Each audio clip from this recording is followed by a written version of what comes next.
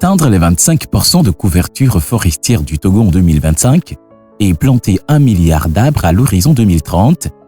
Telle est la double ambition quinquennale et décennale de reboisement du pays.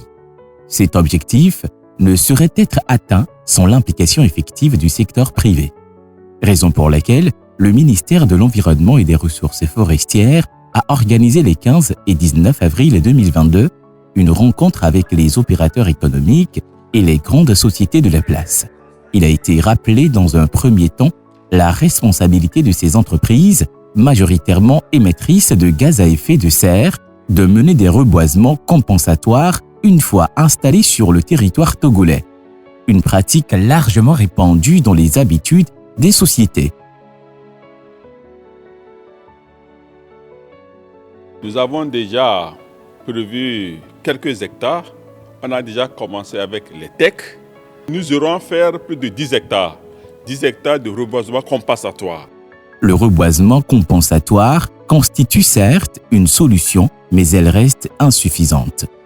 Cet atelier a donc permis d'attirer l'attention des opérateurs économiques du secteur privé sur la nécessité d'accompagner l'État en s'impliquant davantage dans un reboisement plus participatif. Le moins qu'on puisse dire, c'est qu'il ne manque pas de terre à reboiser. Nous avons plus de 50 000 hectares à reboiser dans nos aires protégées.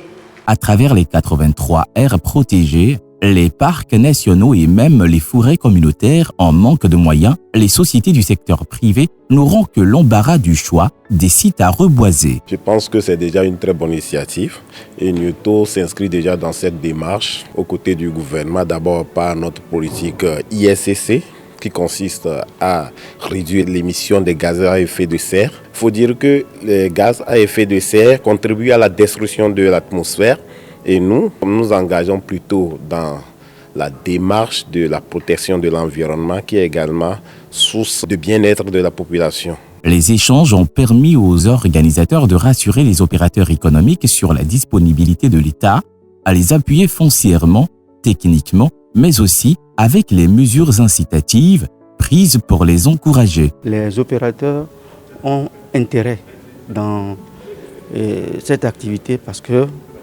ils peuvent avoir des avantages fiscaux et leur visibilité sera aussi améliorée. Ils seront les sponsors dans les activités de reboisement compensatoire. Cet atelier de mobilisation du secteur privé autour de l'ambition décennale de reboisement a été une réussite au vu de l'engouement suscité chez les participants et leur volonté manifeste à contribuer aux efforts du gouvernement pour l'atteinte des objectifs fixés.